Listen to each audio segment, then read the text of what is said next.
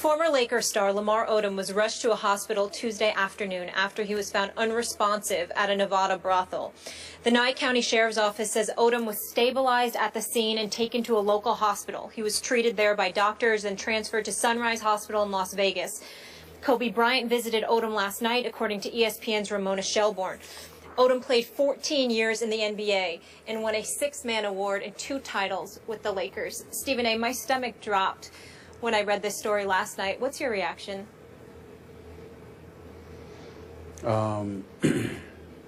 Incredibly sad, to be honest with you.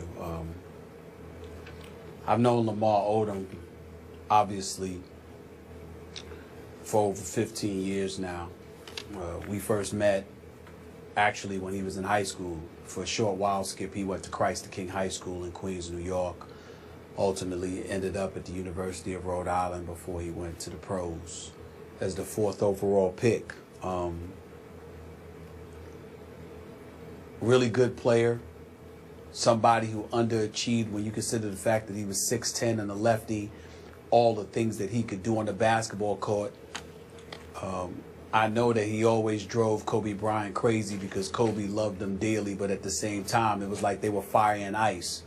Kobe was, you know, straight fire coming at you, and Lamar Odom was always cool. And I remember when they beat Boston in the finals in Game 7, I was in Boston. They were down 3-2 heading back to L.A., and Lamar Odom was like, relax, we're going back to the crib. Don't worry about it. It's no big deal. That was, always his mentality.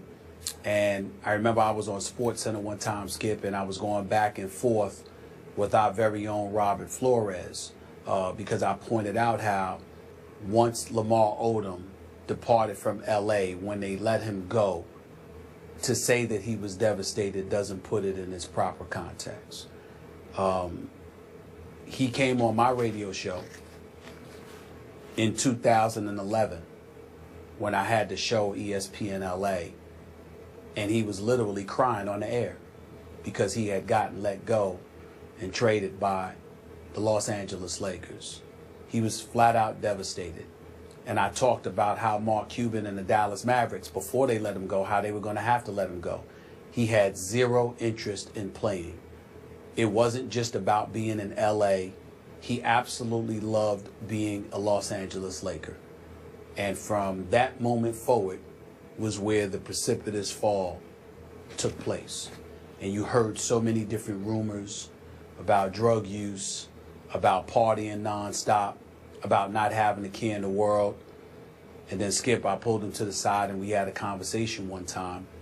And he was devastated because from the time he had married Khloe Kardashian, he felt like, loved ones that he had always been there for didn't want to be there for him. And what people don't understand is that when it comes to a guy like Lamar Odom, that's going to hit him and affect him differently. It's not that he's weak or anything like that. He is a bit sensitive, no matter how cool he tries to come across. But he also hurts and stings relatively easier compared to other people because, Skip Bayless, I've known this man for over 15 years. My hand on a stack of Bibles. Molly, Skip, I have never, ever, ever heard him say one negative word about another human being. He's the only person that I've ever met in my life that has never said a negative word about another human being that I've heard. I've never heard him say it. He's never spoken negatively against anyone. And that time that he confided in me about his family, he just felt like their disappointment or whatever was so glaring that he felt abandoned at that particular moment in time. I hadn't spoken to him face to face since then. That was a few years ago. He was still married to Khloe Kardashian at the time. But that's one of the things that he was going through. And so the combination of that, one can imagine, combined with the ultimate divorce from Khloe Kardashian because of his behavior off the field once he had gotten traded by the Los Angeles Lakers and somehow, some way wasn't able to get back there, it devastated him. It wasn't enough to be in L.A. He loved seeing Jack at courtside and Denzel on the baseline and you know, Dustin Hoffman and Andy Garcia and these folks in the stands. He loved the whole allure that was the Lakers.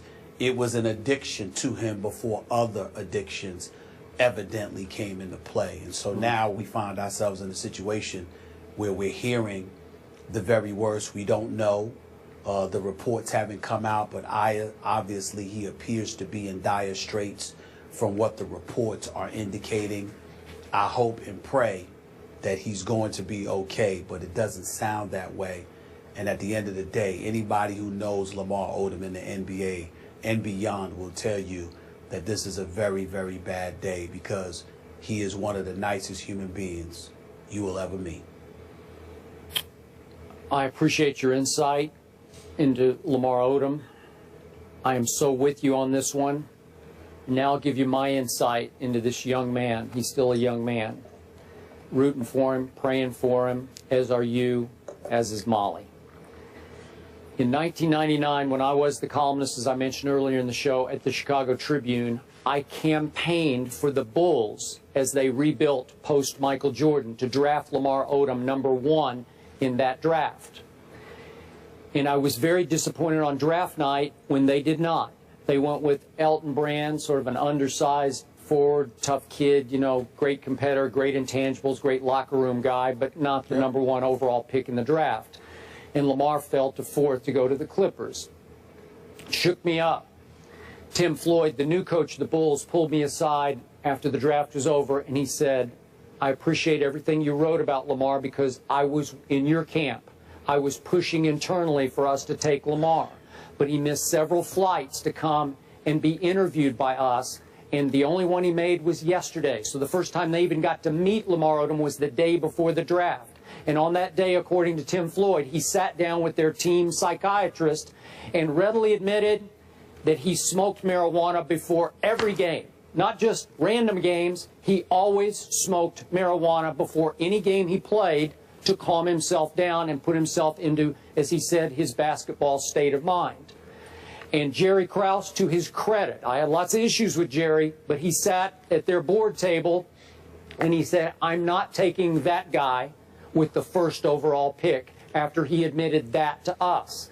Meanwhile, the great Tex Winter, you know Tex, the inventor of the triangle, a longtime Bulls assistant, said after the draft that as he interviewed Lamar, in all of Tex's years interviewing kids who were draftable, that this kid, Lamar Odom, had the best command of basketball history Tex had ever encountered from a college kid. The best. And he also said he considered Lamar Odom's basketball IQ at the top of the list of any college kid he had ever seen. Those are powerful words from a Tex Winter. But yet they said, no, we just can't risk it with the marijuana issue hanging over our heads from day to game to day to game. And here's the great irony, and to compliment you on what you said about Lamar. As fate would have it, I then went on vacation to Los Angeles. I was at a hotel in Santa Monica, and I look up, it's 2 days later, and there's Lamar Odom. And I thought, this is fate. So I walked up and I said, Lamar, you probably don't know me, but I've been campaigning for you to be the 1st pick of the Bulls because I'm from Chicago. He said, oh, I know who you are. We sat down in the lobby, and I'm so with you. We had a heart-to-heart because he's got a big, sweet, good heart. I love the kid. But he admitted, you know, he came from a drug culture. You know all the stories. He couldn't trust any parent that he had, everybody involved in drugs in his immediate family. And he just couldn't trust anyone or trust life. And I could tell that he was going to have some struggles because he was troubled already. But he was a good kid with a great basketball mind. And that's the waste here, and I hope he can recover. But the waste to me is that he always fought these issues that interfered slightly with his ability to be great at basketball. But he's fought these issues, Skip Bayless, and I appreciate what you're saying. I think these are one of those moments where you got to turn back and give the Lakers organization credit, because Yep. he loved being a part of the Los Angeles Lakers. You know, and when you think about the fact that he's going through last night, going through what he's going through, and just last night you're hearing that Kobe Bryant it paid him a visit. You know, it just reminds you, and we should take a moment to remind the world of who these NBA guys are. You know, I mean, it is a brotherhood by and large. Yeah, you might go out there and compete with one another. Yeah, you might even be annoyed with people sometimes. I know it drove Kobe crazy to watch Lamar Odom. I'll never forget, I've never seen Kobe more disgusted. Well, I take that back. I've seen Kobe disgusted on quite a few occasions.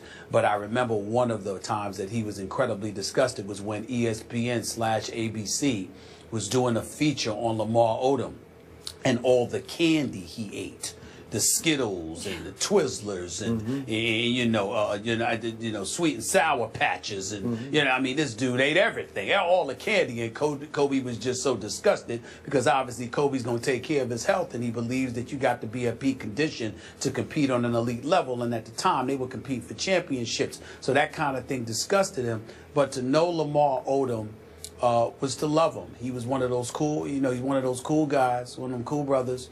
That, again, never has a bad word for anybody. And I think you'll see the entire NBA community, with a lot of thoughtful brothers who care about the right people for the right reasons, particularly at the right time, step forward and express their thoughts and their prayers for him and God. And we just hope that, that God blesses him and he doesn't end up leaving us. But it's something that's on everybody's mind right now in the NBA community, because a lot of people know what Lamar Odom overcame. And I'm here to tell you right now, the drop for me, I can't emphasize this enough, the drop began when he left the Los Angeles Lakers. It was devastating. He was miserable from that point forward. We're all pulling for Lamar Odom, and our thoughts and prayers are with his family and loved ones. We'll have more First Take after the break.